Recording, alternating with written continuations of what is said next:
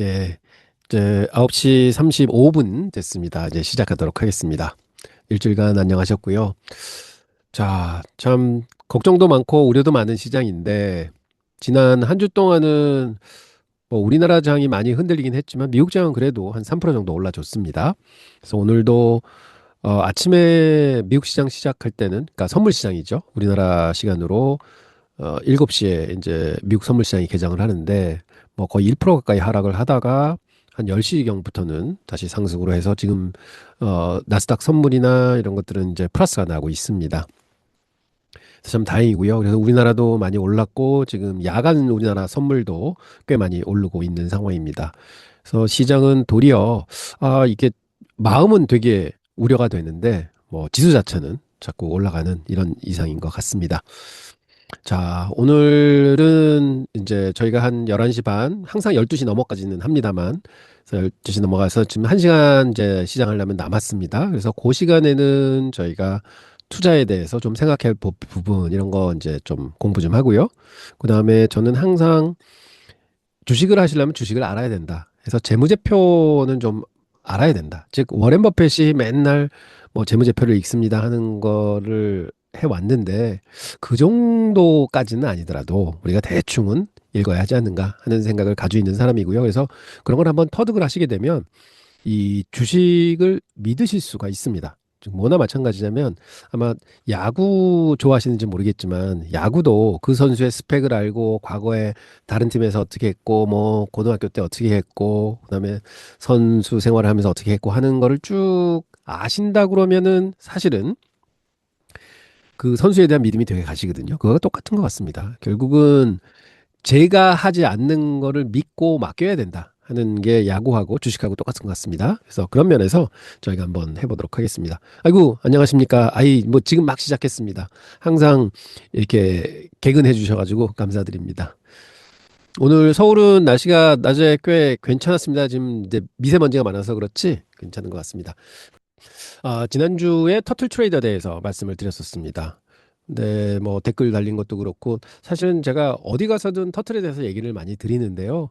관심들이 굉장히 많으시고 근데 각자들 이제 생각하시는 취향이 다르신 것 같으세요. 그래서 제 경험을 간단하게 말씀드리면 저희가 금융업에 들어온 지 지금 한 38년 차인데 제가 한 10년 차 정도 됐을 때 정확하게 보면은 2000년도입니다. 미국에서 제가 이 터틀 트레이더들이 나와서 강의도 많이 하고 뭐 이런 비법도 많이 이제 알려주고 하는 것들이 있었어요. 그래서 당시에는 2000년도만 해도 미국에는요 뭐가 유행했냐면 세미나가 유행을 했습니다. 그래서 전국 방방곡곡을 돌면서 돈을 많이 벌었다 하는 사람들이 이제 투자 그 기법을 가르쳐 주는 세미나가 많았는데 그런 거 세미나가 뭐냐면은 그 지역마다 이렇게 그 소위 모텔이라고 하는데 우리나라 같은 모텔이 아니라 호텔 비슷한 이제 조그만 호텔들이 있습니다. 그럼 거기에 세미나 룸을 빌리고 그래서 모든 사람들을 전국에서 이제 부릅니다. 그런 거에서 한 2박 3일, 뭐 짧은 건 1박 2일 정도 이제 하게 되는데요. 그럼 근데 참가하는데 보통 한 당시에 5천 불 정도 들었습니다. 그러니까 우리나라 돈으로 한 5, 600만 원을 주고 이제 거기 가서 숙식을 하면서 이제 강의를 듣는 거죠. 그런데 이 터틀 트레이더 중에 한 분이 하는 세미나가 있었는데 그게 그때 당시 한 4천 불 정도 됐던 것 같아요. 그래서 저는 거기까지 갈 시간은 없고 해가지고 이분이 뭘 했냐면 그 녹화를 하고 다 자료를 편집해서 2,500불에 이 교육 비디오를 팔았습니다. 그래서 제가 그거를 2,500불 주고 2000년도에 정확하게 삽니다. 사고 비디오가 정확히 8개였고요. 책자하고 오고 그다음에 여러 가지 데이터가 오고 그다음에 트레이드 스테이션이라고 있습니다. 거기에 넣을 수 있는 소프트웨어까지 같이 제공되는 패키지였어요. 그래서 그거를 신청하고 받으면서 와 이제 됐다. 내가 이거를 이제 알면은 돈을 다 벌었다 했는데 받아보니까 와 이게 뭐 그냥 뭐 웬만한 전략하고 너무 똑같은 거예요. 그다음에 그 8개 비디오를 다 봐도 하는 얘기 없습니다. 뭐 제가 말씀드렸던 그 터틀들이 하던 거 뭐 이런 것만 쭉 얘기를 하는 거예요. 그래서 한 2번 정독을 하고 그다음에는 이제 쌓아놔서 지금은 저기 그 책방 구석에 이제 쌓여 있는데 그래서 실망이 굉장히 컸고요. 그러다가 제가 이제 그때 처음 받았을 때는 뭔가 새로운 전략을 배운다는 기대를 가졌지만 이거는 아예 뭐 배울 전략은 없네 하는 실망으로 끝났고 그런데 제가 한 20년 투자 경험이 쌓인 뒤에는요. 무슨 일이 있었냐면 투자 세미나 초청을 한번 받았어요. 제가 강의를 해달라고 그래서 주제를 이거저것 보다가 뭐 투자 전략에 대해서 얘기를 좀 해달라 해서 터틀 트레이더의 전략을 뭐 한 꼭지로 해서 제가 말씀을 드렸습니다. 그때 심층적으로 그거를 분석을 했었어요. 그랬더니 그 강의를 준비하면서 큰 것을 저는 깨우쳤습니다. 터틀이 돈을 버는 거는 룰을 지킬 수 있도록 했던 환경이 돈을 벌어준 거지 결국은 그 전략이 돈을 벌어준 거는 아니다 하는 걸 크게 느꼈고, 그래서 제가 여러분들께 지난 시간에도 말씀드렸던 것들이 이제 그런 걸 중심으로 말씀드렸습니다. 그래서 제가 생각하는 터틀 트레이더의 성공의 가장 큰 이유는 일단은 추세 추정 매매 전략을 했다. 자, 이게 뭐냐면 우리들이 주식을 하게 되면요. 항상 손실 보는 걸 되게 싫어합니다. 그래서 손실을 볼 때는 손실을 안 보기 위해서 버티다가 본전되면은 파는 경우들이 많죠. 그다음에 쭉 오르기 시작하면 그걸 끝까지 가져가지 못합니다.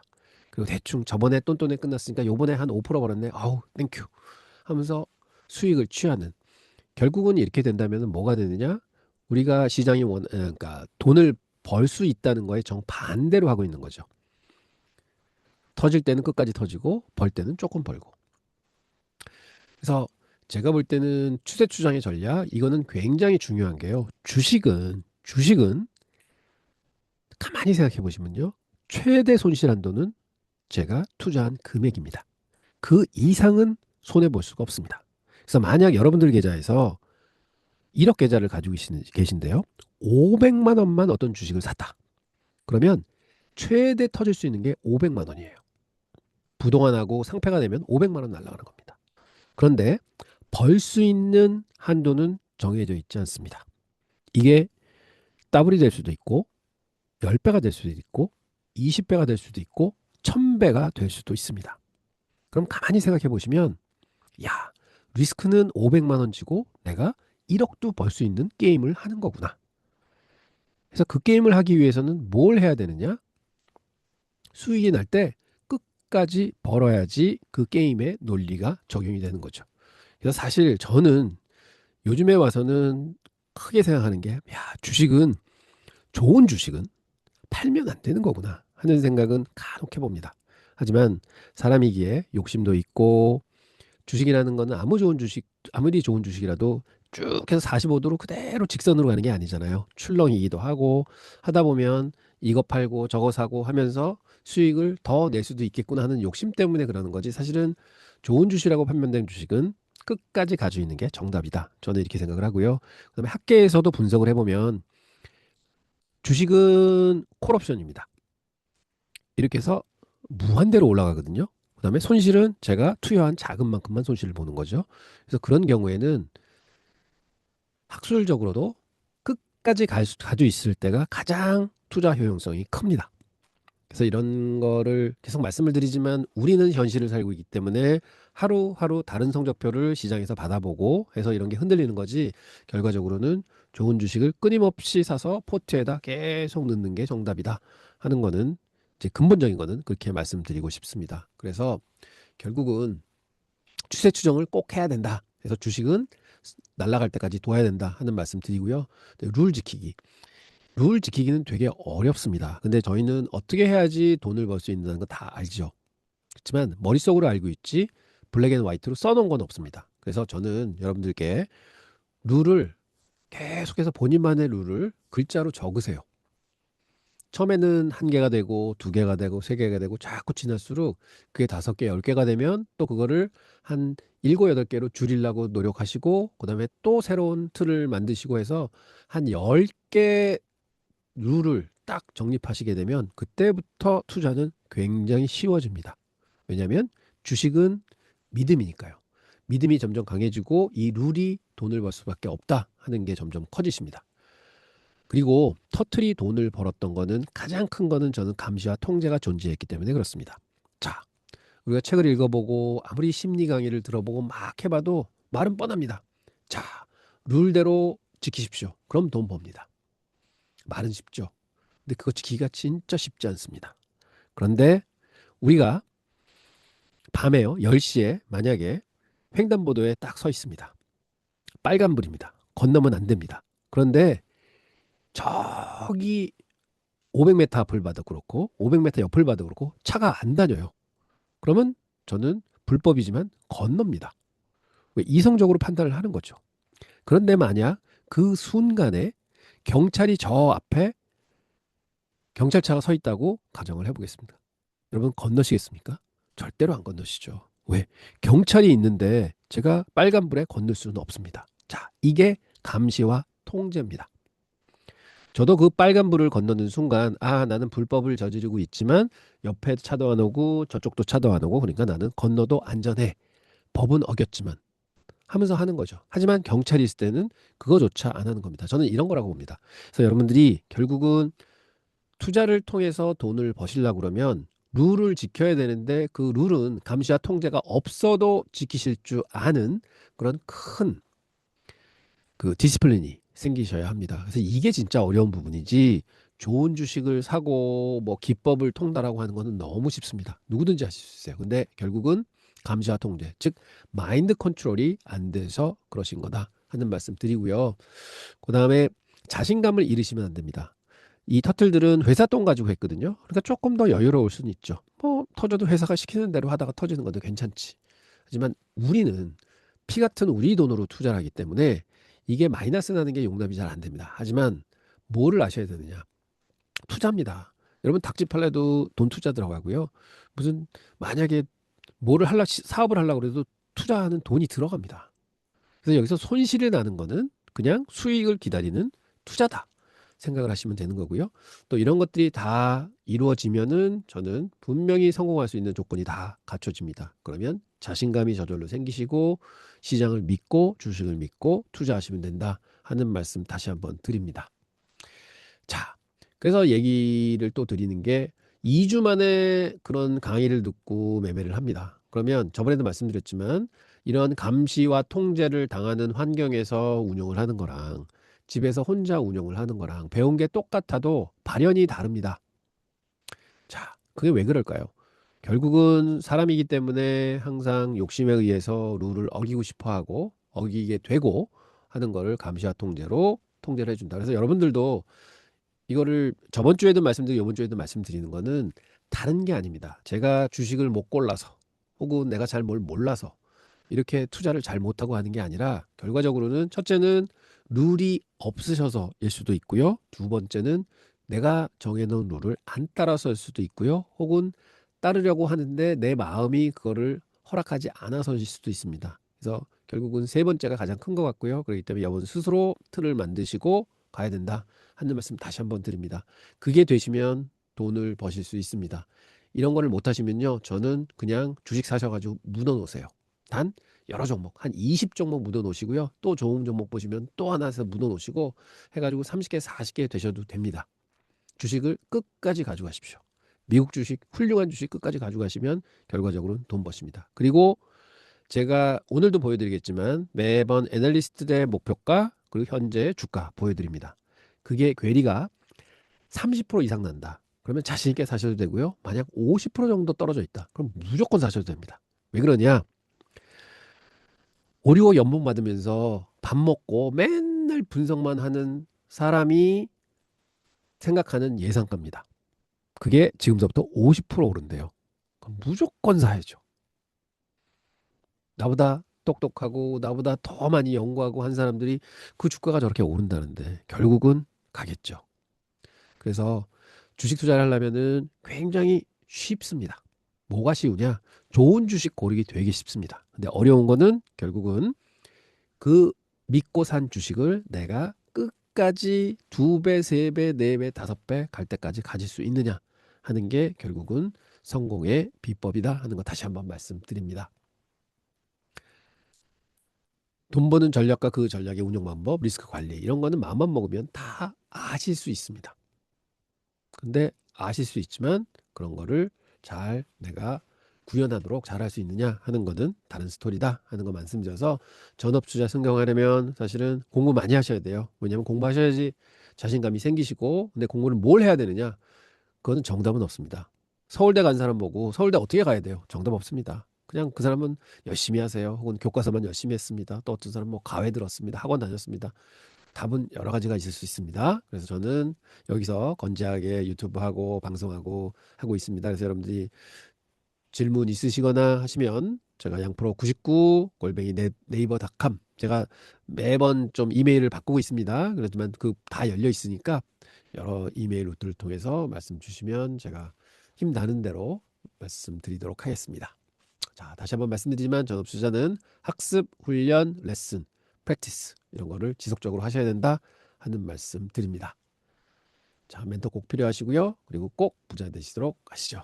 자, 그래서 지금 한 20분 동안 뭐 오늘도 투자에 대한 말씀 드렸습니다. 근데 사실은 뭐 좋은 주식을 고르고 좋은 트레이딩 기법을 익히고 되게 중요합니다. 하지만 결론적으로는 내가 주식으로 어떻게 돈을 벌어야 되는지 아셔야 됩니다. 그래서 그거의 기본은 뭐냐? 주식을 볼 줄 아셔야 돼요. 그래서 유명한 감독들도 사실은 왜 유명합니까? 좋은 선수들을 발굴해서 그들을 조합을 맞춰서 시합을 해서 이기는 거잖아요. 무조건 돈 많이 줘서 좋은 선수를 데려다가 놓는다고 되는 건 아닙니다. 그래서 사람을 볼 줄 아는 해안을 키워야 되는 거죠. 그래서 저희는 주식을 볼 줄 아는 해안을 키워야 된다 해서 제가 계속해서 워렌 버핏처럼 뭐 손익계산서 읽는 법 뭐 이런 거를 이제 말씀을 드리는데, 이게 저는 주식에서는 가장 중요하다고 생각을 합니다. 그래서 다시 한번 오늘은 조금 더 다음으로 나가서 레비뉴와 그로스 프로핏에 대해서 말씀을 드리도록 하겠습니다. 자, 저번 주에는 제가 손익계산서 7단계 구조 말씀을 드렸었고요. 그 다음에 핵심 지표 말씀드렸죠. 그로스 마진, 물건 팔아서 얼마 남느냐. 그 다음에 오퍼레이팅 마진, 그럼 그 가게 회사 경영에서 얼마 남느냐. 그 다음에 넷 마진, 주주한테 얼마 떨어지느냐. 요게 가장 중요하다고 말씀을 드렸습니다. 그래서 뭉턱 떨어뜨려서 봐야 된다 하는 거 말씀드렸고요.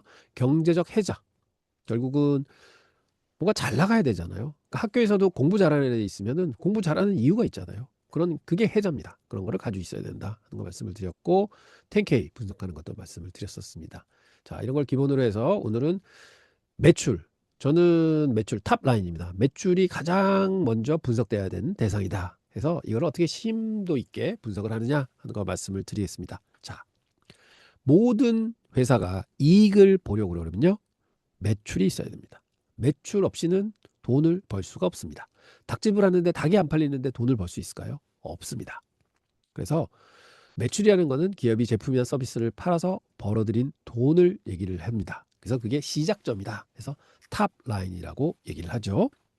자, 모든 이익의 창출의 근원이자 시작점이고, 매출 증가율은 곧 기업이 성장을 한다는 의미가 되고요. 특히 성장률을 평가하는데 핵심 기준이 되는 게 매출입니다. 자, 매출 중요하다는 거 다시 한번 말씀드리고요. 자, 이 두 회사를 한번 보겠습니다. 컴퍼니 A입니다. 100 빌리언을 파는데 시총이 150 빌리언입니다. 근데 여기 있는 회사를 보니까 똑같이 100 빌리언을 파는데 시총이 800 빌리언입니다. 즉 몸값이 여기는 150 빌리언, 여기는 800 빌리언. 한 5배 차이가 납니다. 매출 금액은 똑같습니다. 근데 시장 가서 보시면요, 주식들 보시면 이런 경우들이 비일비재합니다. 자, 매출은 비슷한데 시장 가치가 틀리다. 즉 주가가 틀리다. 다르다 하는 것은 시장이 한 기업의 가치를 수배 더 쳐준다는 거죠. 그 해답은 매출이 발생하는 구조와 지속성에 있습니다. 자, 이제 본격적으로 들어가 보겠습니다. 레비뉴의 종류를 보겠습니다. 매출은 크게 네 가지 유형으로 나뉩니다.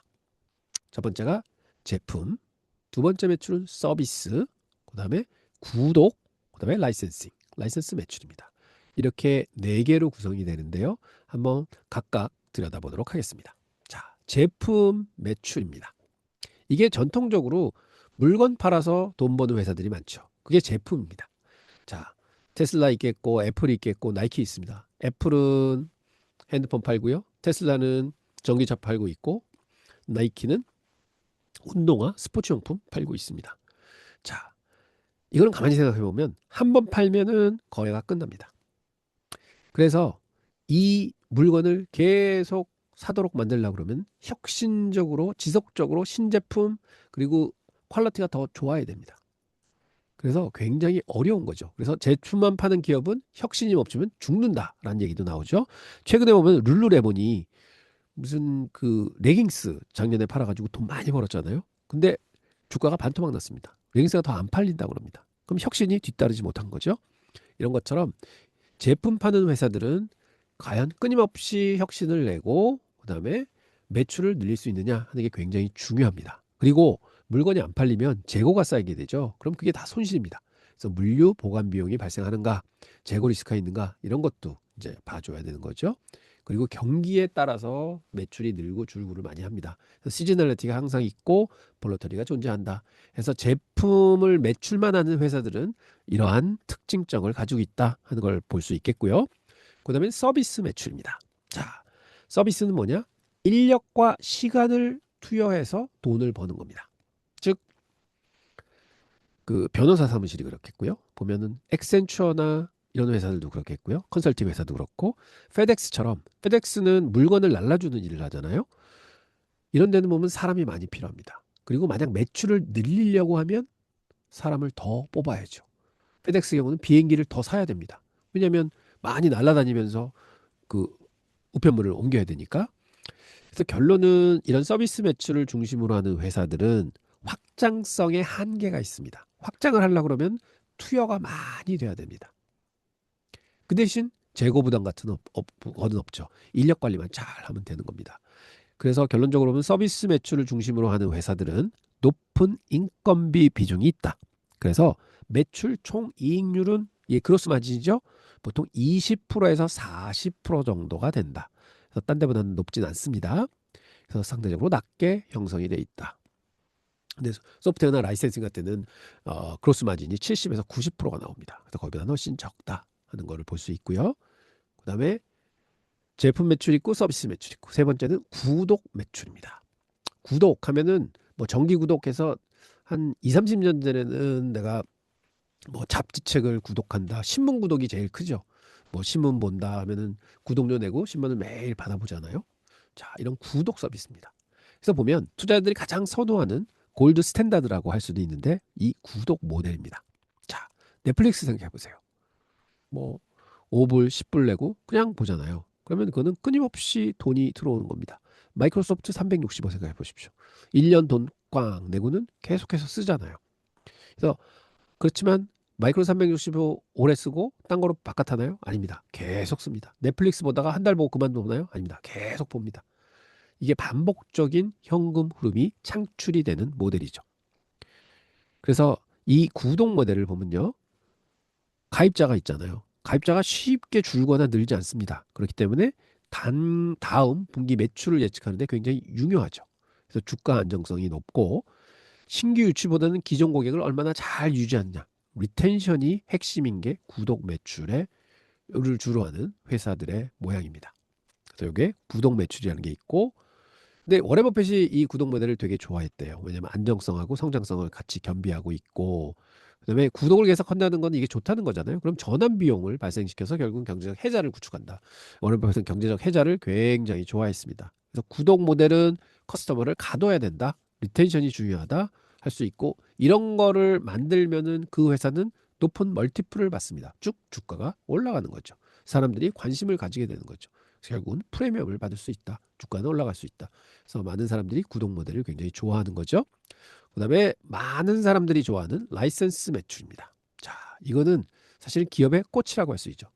퀄컴 생각해 보십시오. 디즈니 생각해 보십시오. 암 생각해 보십시오. 이네들은 생산을 하지 않습니다.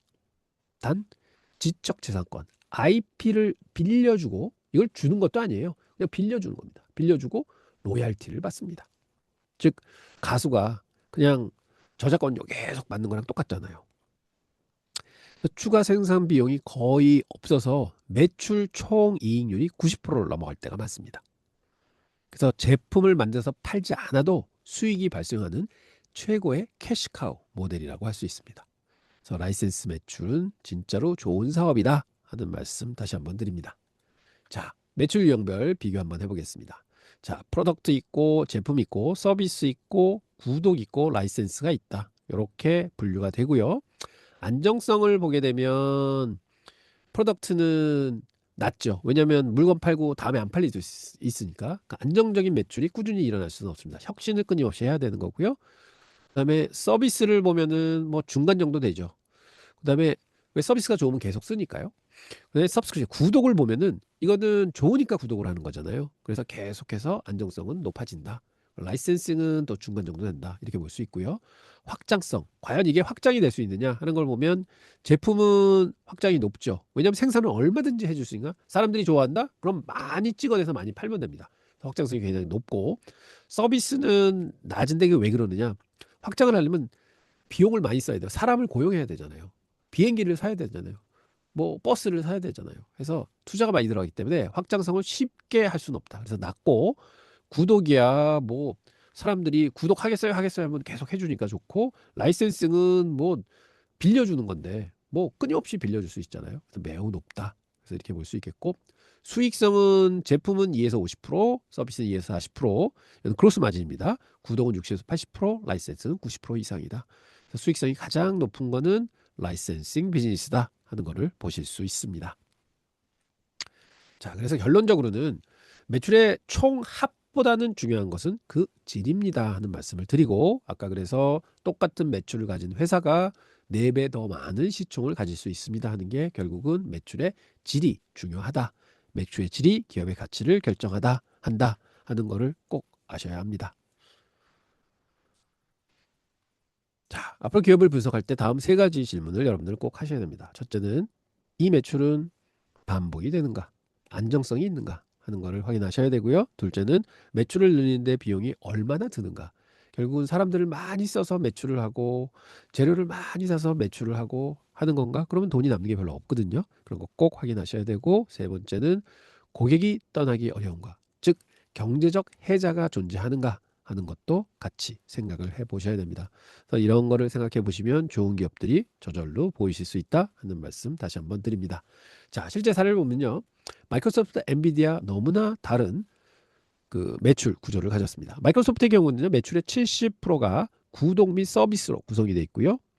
프로덕트는 30%밖에 안 됩니다. 반면에 엔비디아는요.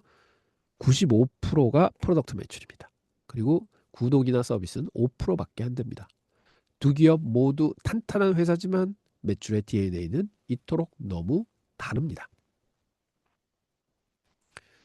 이제 여러분은 손익계산서의 첫 줄, 즉 매출, 그 너머를 볼 수 있는 눈을 갖게 되셨습니다.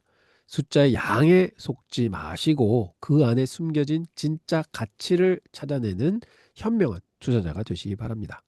그리고 이런 매출 구분이 어떻게 돼 있냐 하는 거는 사실은 그 10K 리포트, 10K 리포트 보면 다 나와 있지만 여러분들 요즘에는 AI가 너무 똑똑합니다.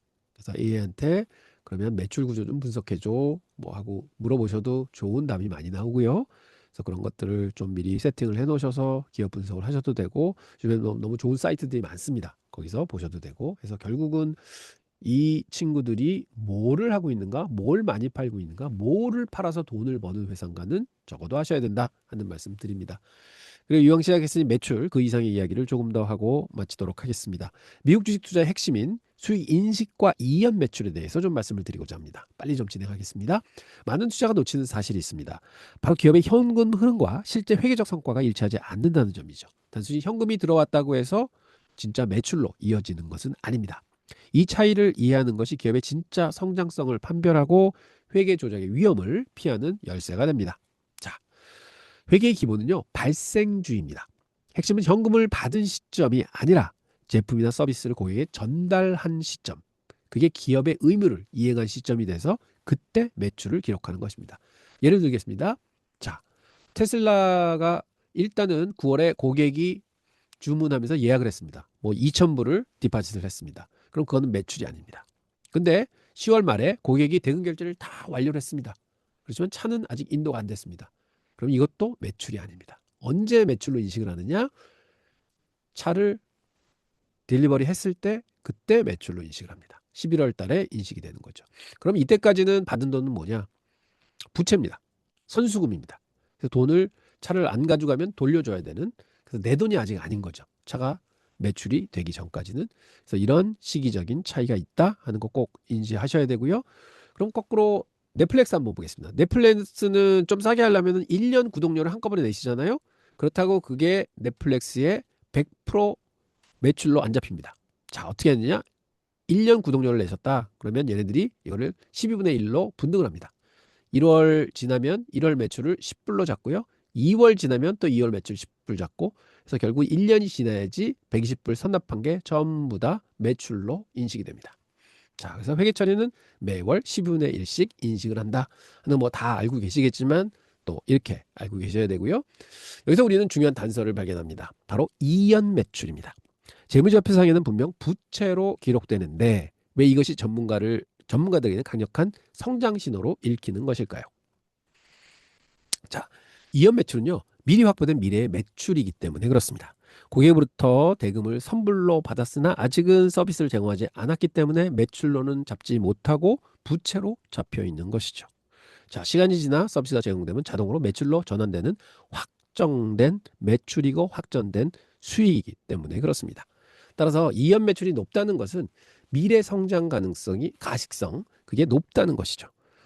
이는 이미 확보된 매출 덕분에 사업이 안정적이고 장기 계약 고객이 많아 충성도가 높으며 미래 실적을 예측할 수 있는 중요한 선행 지표가 된다는 것입니다. 그래서 이연 매출이 많이 있는 비즈니스를 가진 회사다 잘하는 거죠. 그리고 안정성이 굉장히 높은 겁니다. 자, 이렇게 급하게 말씀드렸는데요. 레비뉴의 네 가지 꼭 기억해 주시기 바라고요. 레비뉴의 인식 정책 방금 말씀드렸죠. 그다음에 디퍼드 레비뉴, 즉 이연 매출에 대해서도 한번 생각해 보시고, 이연 매출이 점점 커진다. 이 회사는 성장을 가시적으로 하고 있구나 하는 식으로 생각해 주시면 기업이 있는데 훨씬 도움이 되실 것 같습니다. 자, 그리고 이제 18분이 남았는데요. 뭐 최근에 에너지 변동성, 즉 유가 움직임 때문에 고민들 많이 하시죠. 그래서 그런 걸 아주 간략하게 좀 어떤 각도로 보셔야 될까 해서 매크로한 관점에서 좀 말씀드리고 시장 상황 보도록 하겠습니다. 자, 뭐 요즘에는 유가가 너무 많이 오르죠. 에너지가 촉발한 나비 효과, 시장을 어떻게 바꾸고 있는지 살펴보도록 하겠습니다.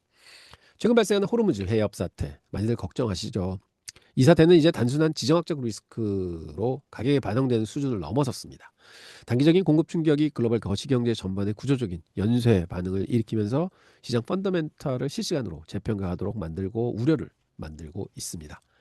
자, 이 연쇄 반응은 세 단계의 도미노처럼 작용을 하고 있습니다. 첫 번째는 물리적 충격, 그 에너지 비용이 갑자기 확 느는 거죠. 그래서 그게 시스템으로 전이가 됩니다. 즉, 물가가 올라가겠구나. 경제 시스템에 문제를 일으키는 거죠. 그러면 그게 결국은 페드의 옵션이 점점 줄어드는 겁니다. 그래서 페드가 통제력을 상실하게 되죠. 그래서 현재 경제 위치를 파악하려면 에너지 변동성이 어떠한 구조적 인플레이션으로 스며드는지 그 궤적을 반드시 추적해야 합니다. 자, 무슨 말씀이냐? 첫 번째 도미노를 한번 보시죠. 바로 촉매 단계입니다. 해상의 병목 현상이 발생을 했을 때 가장 먼저 그리고 즉각적으로 급등하는 것은 원유입니다. 기름값이 확 오르죠. 그리고 CPI 에너지 지수가 또 오릅니다. 그래서 그거를 보셔야 됩니다. 이는 공급 충격이 현실화되는 1차적인 물리적 현실입니다. 뭔가 공급이 안 될 거야. 그럼 그거 가격이 기본적으로 확 오르는 거죠. 자, 이런 단계가 1단계입니다. 그리고 2단계는 어떻게 되냐? 전염 단계로 넘어갑니다. 공식 전부 데이터가 발표되기 전에 급등한 원자재 비용이 광범위한 소비자의 장바구니로 스며드는 데는 시간이 걸립니다.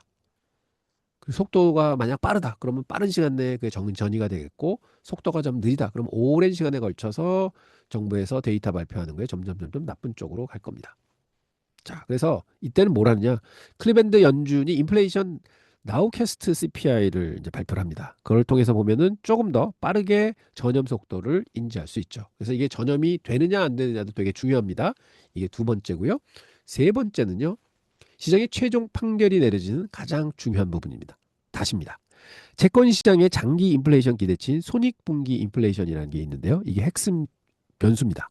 즉, 유가가 급등해도 이 기대치가 평행을 유지하면 시장은 이를 일시적인 충격으로 받아들입니다. 즉, 유가는 쭉 오르는데 금리가 뭐 조금 올라가지고 그냥 수평으로 간다.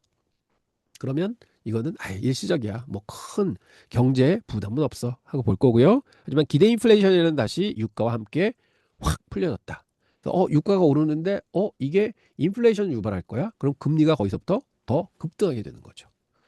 그러면 연준의 정책적 선택지는 좁아지게 되고 코너에 몰리게 되고 급기야는 금리를 올릴 수밖에 없는 상황까지 가게 됩니다. 자, 이게 결국은 다시라는 거죠. 묶여있는 게 풀려버린다 하는 의미입니다. 자, 그래서 우리가 여기서 집중해야 될 것은 무엇이냐? 치명적인 임계점을 봐야 됩니다. 그럼 그게 뭐냐? WTI 원유로 치면은 100불 선입니다. 기존의 기존 모델은요.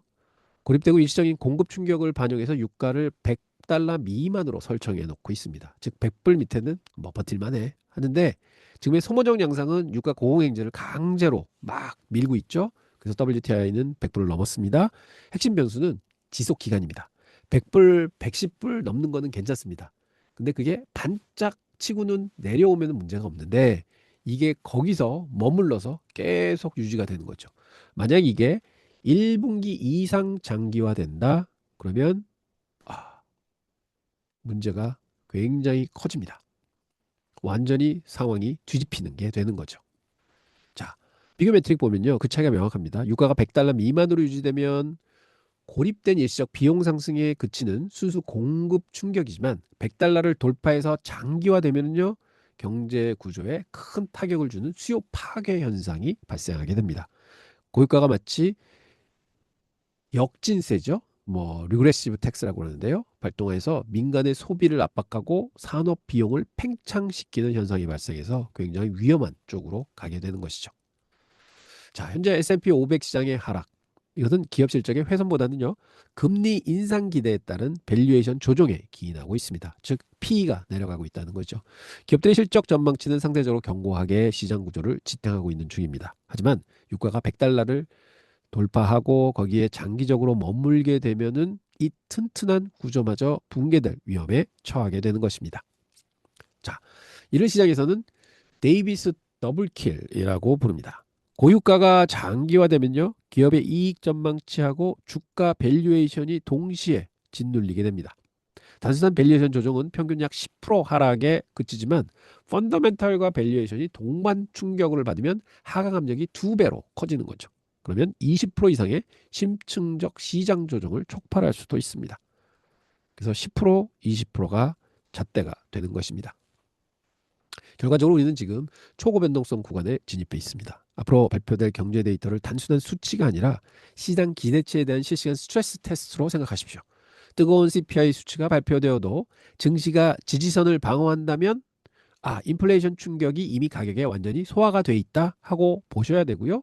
그런데 만약 시장이 출렁하고 확 빠진다. 그럼 지금부터 반영을 하기 시작하는구나로 읽으셔야 됩니다. 그래서 그런 발표가 나올 때 시장의 반응을 굉장히 잘 관측을 하셔야 됩니다. 시장이 강한지 약한지 이 수치에 어떻게 반응하는지 보는 게 굉장히 중요하십니다. 현재 시장은 호르무즈 봉쇄 위협 등 군사적 긴장 고조라는 힘과 인플레이션 및 중앙은행 긴축이 이끄는 경제적 중력이라는 두 거대한 양극단의 힘 사이에 갇혀 충돌하고 있습니다. 자, 제가 몇 번 말씀드렸지만 지금 중동 사태에 비해서는 주가가 너무 안 빠졌어요 하고 말씀을 드렸잖아요. 그래서 아직은 유가가 이렇게 오르긴 했지만 장기적으로 지나고 있는 상황이 아니기 때문에 단기적인 피크다. 지금 시장은 그렇게 생각하고 있는 것 같습니다. 그래서 아무리 지금 현재는 여러 가지 그 리세션에 대한 얘기들이 나오지만 그거는 아직 시장은 인정하지 않고 있다. 저는 이렇게 보고 있습니다. 이 상황에서 가장 치명적인 변수는 시간입니다. 다가오는 5월 중순 뭔가가 외교적인 데드라인 이전에 유가가 100달러 미만으로 정상화된다면 근본적인 펀더멘탈 성장 트렌드는 온전히 유지가 될 겁니다. 시장은 여기서부터 더 차근차근 올라갈 겁니다. 하지만 해상 운송로 확보에 장기적으로 실패한다면, 즉 호르무즈 해협이 열리지 않는다 그러면은 관리 가능했던 밸류에이션 압박의 문제가 기업 실적에 대한 진정한 위협으로 전환이 되면서 주가는 굉장히 큰 폭으로 밀릴 수도 있다. 저는 이렇게 생각합니다. 그래서 결론적으로는 이 시간에 대한 리스크를 쥐고 이 시간 안에 모든 게 해결이 돼서 유가가 100불 아래로 떨어져야 된다 하는 답은 나와 있는데요. 그게 과연 그렇게 될지 저희는 굉장히 잘 지켜봐야 된다. 아직은 마음을 놓을 단계는 아니다. 저는 이렇게 보고 있습니다. 마지막으로 잊지 마셔야 할 문장은요. 상황이 역전되었다는 말씀입니다. 인플레이션이 다시 풀리는 순간 시장의 관용은 사라지게 될 겁니다. 즉, 지금까지는 인플레이션은 안 올 거야, 안 올 거야, 안 올 거야로 시장은 믿고 있습니다.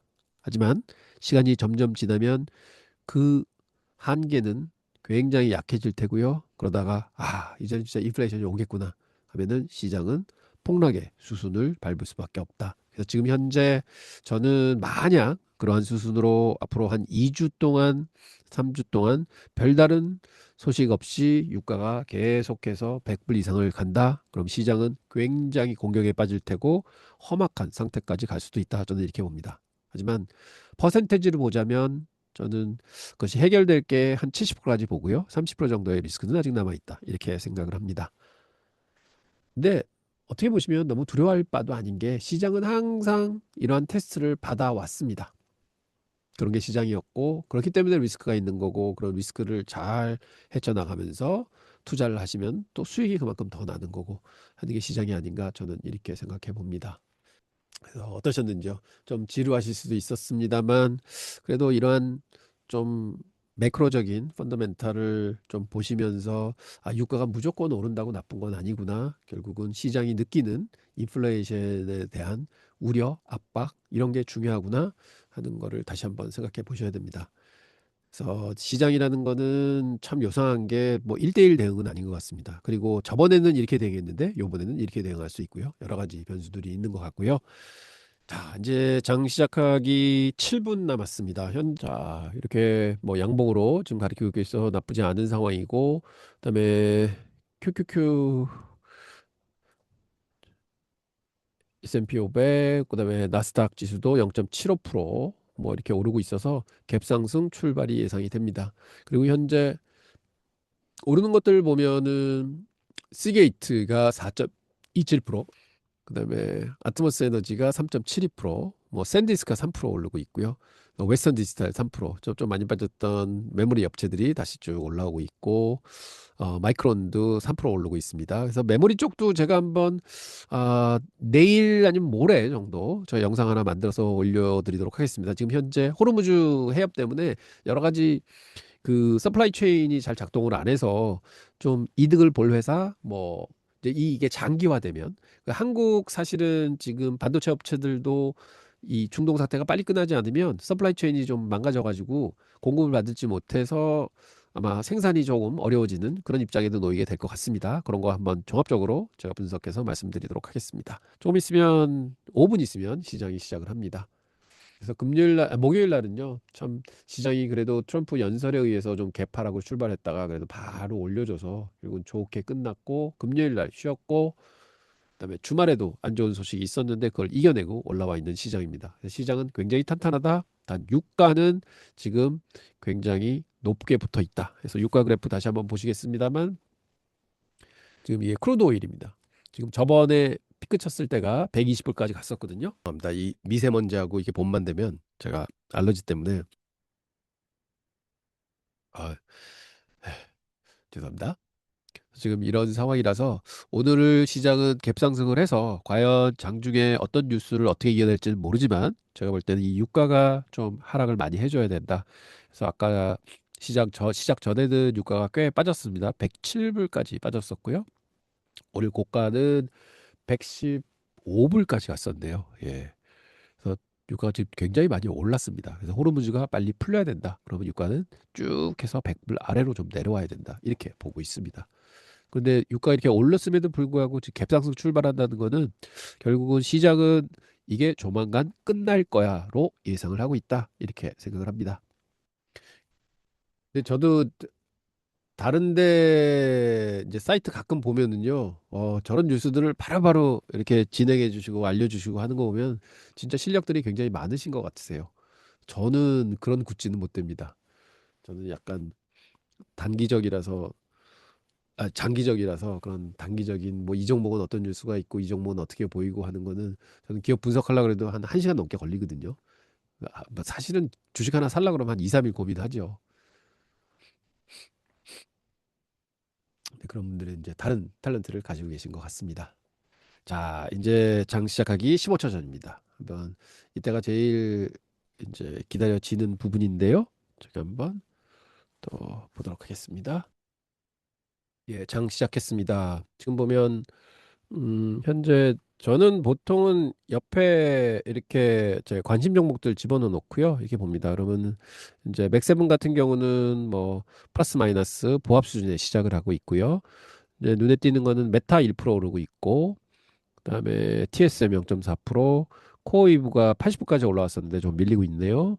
버티볼딩스 오르고 있고, 알바말, 사운드하운드, 아이온큐, 마이크로스트래티지 3% 올라오고 있습니다. 왜냐하면 지금 비트코인이 6만 9천 불 꽤 올랐습니다. 거의 7만 불까지 가까이 오고 있어서 그게 다시 올라오고 있고요. 자, 뭐 소형주들은 약간 플러스 많이 보이고 있고요. 네, 이런 상황이네요. 현재 아침에는 약간 눈치 보는 상황인 것 같습니다. 현재 나스닥 100이 0.5% 올라 있고 S&P 500이 0.17%, 다우는 약보합 보이고 있고요. US 2000은 지금 0.6% 오르고 있습니다. 현재 나스닥 100이 가장 많이 올라 있고 S&P 500이 그 뒤를 따르고, 그다음에 그 러셀 2000이 그 뒤, 그다음에 다우가 0.05% 보이고 있다 이렇게 나오고요. 그래서 한번 이거 말고 섹터별로 보면은 현재 기술주들이 제일 많이 오르네요. 0.64% 오르고, 그다음에 임의소비 0.3%, 커뮤니케이션 0.3%, 파이낸스가 0.08%, 그다음에 나머지들은 전부 마이너스권 보이고 있습니다. 오늘 기름값이 좀 빠져서 그런가요? 에너지주들이 0.5% 정도 보이고 있습니다. 그다음에 헬스케어가 제일 꼴찌로 내려왔네요. 0.5% 보이고 있습니다. 현재 그로스 스몰 스탁이 가장 많이 오르고 있는 상황이고, 그다음에 밸류 스탁들이 좀 빠지고 있는 상황입니다. 오늘은 조금은 리스크 온 해서 저점 매수들, 아마 주식을 좀 취하는 그런 매수세가 들어오지 않은가 이렇게 생각해 봅니다. 그리고 사실은 이럴 저는 개인적인 소견으로는 이번 전쟁 이슈는 그냥 잘 해결될 것 같다에 조금 베팅을 하고 있는데요. 근데 그렇게 베팅하면은 사실은 지금서부터 주식을 계속해서 이제 담아가야 되는 입장이면 이제 뭘 살 거냐 하면, 저는 지금은 프로들의 시장이다라고 생각을 합니다. 그러면 프로들은 누구냐? 그건 제가 항상 말씀드리는, 죄송합니다. 이 애널리스트들이거든요. 그래서 저는 이 애널리스트들의 밸류에이션, 그다음에 타겟 프라이스 이거를 많이 보는데, 네, 이거를 자꾸 보셔서 눈에 좀 익히셔야지 주식에 대한 자신이 더 생기세요. 그러면 결국은 이제 엔비디아 시총 1위죠. 보시면 프라이스 타겟은 그대로 268불 선에 머물러 있습니다. 근데 현재 주가는 그보다 51%, 그러니까 지금 사시면 프라이스 타겟 도달하면 50% 수익 난다는 얘기죠. 너무 싼 겁니다. 엔비디아가 지금 영업이 안 되나요? 돈을 못 버나요? 뭐 너무나 좋은 그런 위치에 있지만 결국은 시장에 곽강을 못 받고 있다. 그래서 참 답답하죠. 그렇지만 애널리스트들은 모든 걸 분석해봐도 이게 나쁠 이유가 없다. 그래서 저는 만약에 지금 뭐 포트를 재편한다든지 혹은 신규 자금이 들어와서 투자를 한다, 그러면 넘버원 픽이 엔비디아가 되지 않겠느냐 이렇게 보고요. 레이팅도 굉장히 높은 수준입니다. 그래서 엔비디아는 지금은 뭐 누구한테 추천드려도 한 6개월 지나면 절대로 욕먹을 종목은 아니다. 저는 이렇게 생각합니다.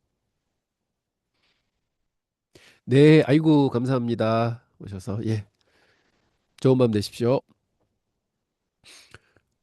그다음에 이제 저 위에 있는 아마존 한번 보죠. 아마존을 봐도 사실은 타겟 프라이스 281불에 있거든요. 지금 주가 211불에 있습니다. 그러면 지금 사셔도 33%가 수익이 난다. 근데 요즘에 아마존이 레이팅이 좀 떨어졌어요. 왜냐하면 아무래도 아마존은 이제 클라우드 회사인데, 그래서 AI하고 같이 좀 이제 흘러가는 모양이 있습니다. 그렇지만 괴리가 역대 괴리율로는 가장 크게 벌어져 있는 상황이라서 결국은 지금 밸류 바잉이 아닌가 보고요. 구글도 한번 보시겠습니다. 구글도 보시면 현재 376불이 타겟 프라이스입니다. 근데 지금 297불에 놓여 있잖아요. 이것도 26% 정도 타겟이 있고, 구글은 보면요, 애널리스트들이 계속해서 레이팅을 높게 주고 있습니다. 저는 이렇게 높게 주는 이유는 뭐냐 하면, 지금 현재 하드웨어를 건너서 소프트웨어 쪽으로 넘어가고 있습니다. 이제 소프트웨어라는 우리가 생각하고 있는 레거시 소프트웨어 말씀드리는 게 아니라 AI 소프트웨어죠. 즉 LLM 모델을 보더라도 요즘에 개인분들은 구글 많이 하세요. 근데 사실 프로들은 보면은 지금 클라우드를 많이 씁니다. 코딩하는 사람들은. 그래서 엔스로픽을 굉장히 높게 쳐주고 있고요. 반면에 오픈 AI는 조금 점 밑으로 뒤처지는 것 같아요. 챗GPT는 조금 뭐 처음 시작을 했지만 결국은 자꾸 뒤처지지 않는가? 구글이 좀 더 치어 나오, 그러니까 일반인들한테는 구글이 치고 나오고 있고, 그다음에 프로들한테는 엔트로피 계속해서 치고 나오고 있고. 그래서 결국은 신문제상에 봐도 뭐 오픈 AI가 장외 시장에서 내려가고 엔트로피가 올라간다 이런 얘기들이 나오잖아요. 그러니까 지금 일반적인 시장의 상황을 지금 얘기하는 것 같고요. 그래서 애널리스트들도 계속해서 레이팅을 높여가고 있는 입장이 아닌가 이렇게 봅니다. 그럼 이거에 저는 표를 주고 싶습니다. 아직 구글도 27%의 업 포텐셜을 가지고 있다 하는 거 말씀을 드리겠고요. 그다음에 마이크로소프트 안 볼 수가 없죠. 이 친구는 빠져도 너무 많이 빠졌습니다. 현재 타겟 프라이스에서 좀 내려왔습니다. 애널리스트도 이제 조금 포기하고 있는 거죠. 현재 그래도 587불입니다. 지금 현재 주가 마이크로소프트는 저점 타겟 프라이스보다 더 내려와 있습니다. 369불이거든요. 업 포텐셜이 58불 있습니다. 지금 마이크로소프트를 사시면 애널리스트 생각하는 가격은 지금보다 58% 올라갈 수 있습니다. 얘기하는 거고요. 레이팅도 지금은 조금 올라오고 있어요. 그래서 이게 너무 싸다고 지금 생각을 하는 것 같고요. 그런데 주가 보면은 사실은 이게 이 작년 4월 트럼프 그 관세 얘기 나올 때 바닥하고 거의 똑같은 위치에서 지금 반등 보이고 있습니다. 야, 이 정도면 주가가 여기서 10%더 빠져도 마이크로소프트는 10%채 안 빠질 것 같습니다. 너무 많이 내려와 있습니다. 애널리스트가 생각하는 가격보다 벌써 58%. 와, 이건 대단한 겁니다. 그래서 마이크로소프트도 너무 싸다 볼 수 있고, 그다음에 메타 있죠. 메타도 이번에 안 좋은 뉴스 두들겨 맞으면서 좀 많이 빠졌는데 이제 반등은 해주긴 했습니다만, 지금 타겟 프라이스는 860불에 놓여 있고요. 메타가 577불입니다. 보시면 아직도 여기 사시면은 48% 수익 날 수 있습니다 하는 얘기를 해주고 있고, 네, 레이팅이 계속 오르다가 최근에 좀 떨어졌습니다만 그래도 이게 별로 나쁘지 않는 상황에 있습니다. 그래서 메타도 지금 괴리가 많이 나고 있다. 그래서 지금 맥세븐 종목들 보면은 전부 쌉니다. 근데 그 반면에 우리가 테슬라를 봐야 되겠죠. 애플을 먼저 보겠습니다. 애플 있죠. 애플은 그래도 탄탄하게 받치고 있습니다. 현재 타겟 프라이스가 295불, 그 다음에 지금 현재 가격은 257불. 그래서 14% 정도의 업포텐셜을 가지고 있습니다. 그래서 애플은 애널리스트의 타겟 프라이스에 근접해 있다. 다른 거에 비하면 이렇게 볼 수 있고, 레이팅도 계속 올라가고 있습니다. 그래서 저는 애플 같은 경우는 브랜드가 굉장히 좋잖아요. 그리고 아직도 애플이라는 거는 지금 현재 AI하고 소통할 수 있는 창구입니다. 그래서 애플은 AI가 커지면 이거는 점점 더 커질 수 있다. 단 애플이 부족한 거는, 애플은 AI다 하는 거는 아직까지 그 이퀄 사인이 없습니다. 그래서 그게 어떻게 구현되든 해결이 된다 그러면 애플 주가는 쭉 올라갈 수 있다. 근데 아직은 아니지 않느냐 하는 생각을 좀 가져봅니다. 자, 마지막으로 테슬라입니다.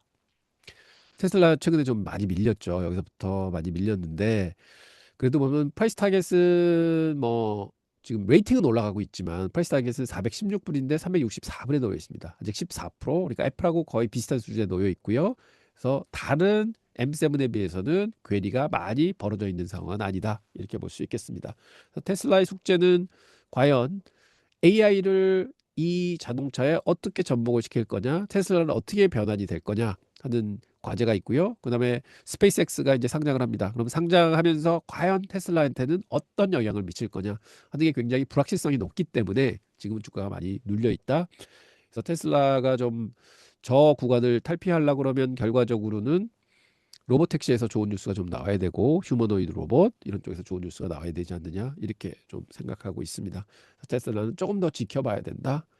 그리고 스페이스X가 아마 6월 달에 상장하는 걸로 알고 있는데요. 그게 상장이 되기 전까지는 테슬라가 과연 어떻게 움직일 것이냐 하는 거 좀 고민 있게 쳐다봐야 될 것 같습니다. 자, 이 정도 돼 있고요. 그다음에 마이크론 테크놀로지 최근에 많이 올랐다가 좀 조정을 많이 받은 상황이 됐는데요. 보시죠, 한번. 지금 NLC 타겟은 525불 가르치고 있습니다. 그런데 지금 현재가는 377불이죠. 그래서 39%나 아직 포텐셜이 있는 거고요. 최근에 웨이팅 많이 올라왔습니다. 그래서 제가 정리해서 말씀을 드리겠지만 마이크로는 지금 사는 타이밍 아니냐? 저는 이렇게 봅니다. 앞으로 공급망이 좀 더 어려워지더라도 마이크론 테크놀로지는 잘 버틸 수 있는 그런 그 환경이 구축돼 있다 하는 거 한번 내일 아니면 모레 저희 정리해서 말씀드리도록 하겠습니다. 그다음에 저는 브로드컴도 되게 좋게 보는데요. 지금 현재 브로드컴 보면 312불 주가 와 있고 프라이스 타겟은 471불입니다. 브로드컴도 애널리스트들은 저 위를 보고 있다. 지금 51% 떨어져 있거든요. 311불에 사면은 50% 수익 날 수 있다. 이런 얘기나 마찬가지입니다. 보시면 웨이팅 계속 올라오고 있습니다. 단지 왜 그런지 모르겠지만 브로드컴이 시장에 관심을 못 받고 있습니다. 참 안타까운데요. 브로드컴이 시총으로는 테슬라 위에 있고 그다음에 뭐 맥세븐 안에 들어가 있는 셈이죠. 그래서 저는 맥 에이스로 보고 있는데 브로드컴 앞으로 저는 기대합니다. 그래서 지금도 바이존이다. 그래서 쭉 말씀드렸는데요. 맥세븐 종목들은요.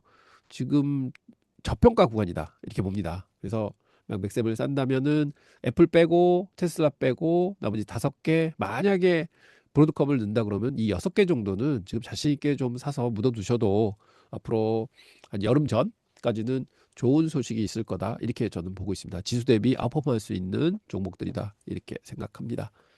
만약에 유가가 내려오고 시장이 다시 정상 궤도로 들어선다 그러면 제일 많이 혜택 받을 것들은 소형주들. 지금 현재 그 밸류에이션이 많이 떨어져 있는 상황이기 때문에요. 그 금리 인하는 아니지만 금리가 더 이상 올라가지 않는다. 그리고 궁극적으로는 금리가 내려갔던 방향대로 그대로 간다 하면은 아마 중소형주들은 꽤 많이 올라와 줄 것 같습니다. 왜냐하면 그동안 많이 빠졌었거든요.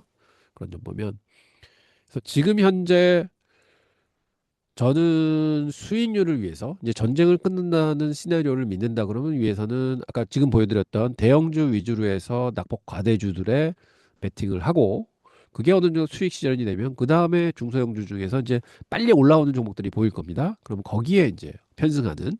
그래서 저는 그 칩 스탁보다는 그리고 에너지 관련 스탁보다는 그 다음은 그 네트워킹 관련된 거, 그다음에 네오 클라우드. 그래서 저는 계속해서 지속적으로 그 코어위브 계속 말씀을 드리고 있고 뭐 시장에서는 네비우스하고 아이랜도 많이들 보여주시고 계시지만 그래도 대장주는 코어위브 아닌가 이렇게 보고 있습니다. 네트워크 관련주도 코어런트 같은 거는 굉장히 좋은 주식이고요. 그래서 그런 것도 같이 보시면은 아마 장이 이제 업턴을 탄다. 그러면 굉장히 상승 탄력은 받을 것 같습니다. 그래서 요즘엔 싼 종목들이 너무 많아서요. 좀 살 것들이 많지만 이럴 때일수록 선별을 해서 많이 올라갈 종목에 좀 자산을 많이 투자하는 게 좋은 방법이실 것 같습니다. 자, 지금 현재 10시 46분 됐네요. 자, 그러면 제가 항상 보고 있는 QQQ 여기서 첫 봉은 찍고 나갔고 빠지고 그래서 저는 아까 예전에도 말씀드렸지만 한 10시까지 한 25분 장이 흐를 때까지는 기다리고 있습니다. 그래서 지금 여기 바닥 찍고 또 올라오고 있는 모습 보이고요. 요 하얀 선이 AV 합선이고 여기 위 상단 하단 그리고 여기가 시그널을 주는 시그널 라인이다 이렇게 말씀드립니다. 그래서 보통은 요즘에 시장 상황은 한 장 시작해서 한 10시에서 11시까지는 시장이 올라가는 모습을 보여주고요. 그 다음에 좀 쉬다가 그 다음에 오후장에 올라간다면 오후장에 올라가는 모습 많이 보입니다. 간혹 요 QQQ 시그널 가지고 한 데이 트레이딩을 가끔 할 때도 있습니다. 그거는 이제 차후로 같이 한번 해보시면서 그 요즘에 개인분들이 진짜로 뭐 TQQQ하고 QQQ 진짜 많이 하시더라고요. 곱하기 3개짜리 뭐 그 반도체 지수도 곱하기 3개짜리 많이 하시고 하셔서 와 진짜 한국 분들 대단하시다. 하지만 그 앞으로 만약에 그 그냥 ETF는 괜찮은데요. 역방향 ETF나 2배짜리 ETF나 3배짜리 ETF 하실 때는 조심하셔야 되는 게 짧은 기간, 즉 뭐 한 일주일 안에 청산을 할 거야 하면은 그거는 유효합니다. 레버리지 효과 얻을 수 있는 충분히 좋은 툴인데 만약에 이거를 한 달 이상 가져가신다 하면은 고민하셔야 되는 게 이 롤오버 코스트가 굉장히 많이 듭니다. 그래서 어떤 ETF의 경우는요, 1년에 한 15%에서 20%, 즉 월에 한 2% 정도 그냥 녹아 나가거든요. 왜냐하면 이게 선물을 활용해서 하기 때문에 거기에는 캐리 코스트가 있습니다. 그래서 그게 녹아 나가서 그건 이자가 나가는 거죠. 레버리지를 할 때. 그게 월에 한 2% 정도 나갈 수 있고 코인도 그렇습니다. 코인을 그 지금 우리나라에서는 실물 코인 있는 ETF를 못 사고 그 선물로 하는 ETF는 사실 거예요. 그런데 그거 조심하셔야 될 거는 그게 1년에 적게 나가면 한 10%, 많이 나갈 때는 20%도 나가는 때가 있습니다. 그래서 결국은 가져가시면은 20% 마이너스 한다. 그래서 20%더 버셔야지 나중에 투자할 이유가 있다. 뭐 이런 얘기가 나옵니다. 그래서 그런 거는 ETF 투자하실 때 레버리지나 코인이나 선물을 활용해서 투자하는 ETF는 굉장히 조심하셔야 된다 하는 말씀 드립니다. 자, 이란은 이라크산 원유 선적 위에서 호르무즈 해협 재개방을 했다 하는 얘기들이 좀 나오네요.